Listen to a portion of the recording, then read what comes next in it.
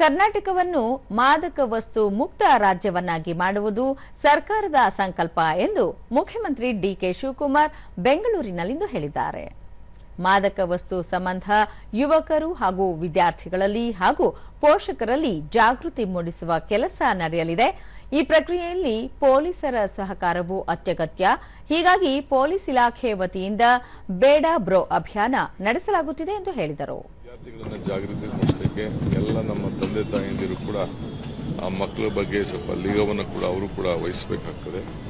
ಆ ನಿಟ್ಟಿನಲ್ಲಿ ನಮ್ಮ ಕೆಲಸವನ್ನು ಮಾಡ್ತೀವಿ. ಏಕೆಂದರೆ ಪೊಲೀಸ್ ಅವರಿಗೆ ಸಹಕಾರ ಕೊಡಬೇಕಾದ್ರೆ ತಂದೆ ತಾಯಿಗಳು, ಸ್ನೇಹಿತರುಗಳು, ವಿದ್ಯಾರ್ಥಿ ಸಹಭಾಗಿಗಳು ಸ್ವಲ್ಪ ರಕ್ಷಣೆಯನ್ನು ಮಾಡಬೇಕು, ಮಾಹಿತಿಯನ್ನು ಕೊಡಬೇಕು. ಆ ದೃಷ್ಟಿಯಿಂದ ಬೇಡ ಅಭಿಯಾನ ಕೂಡ ಈಗಾಗಲೇ ಪ್ರಾರಂಭವನ್ನು ನಾವು ಮಾಡಿದ್ದೇವೆ. ಪ್ರಶ್ನೆಯೊಂದಕ್ಕೆ ಉತ್ತರಿಸಿ ನದಿ ಜೋಡಣೆ ವಿಚಾರವಾಗಿ ಕೇಂದ್ರ ಸಚಿವ ಕುಮಾರಸ್ವಾಮಿ ಹೇಳಿಕೆಗೆ ಸೂಕ್ತ ಸಮಯದಲ್ಲಿ ಪ್ರತಿಕ್ರಿಯೆ ನೀಡಲಾಗುವುದು ಎಂದರು.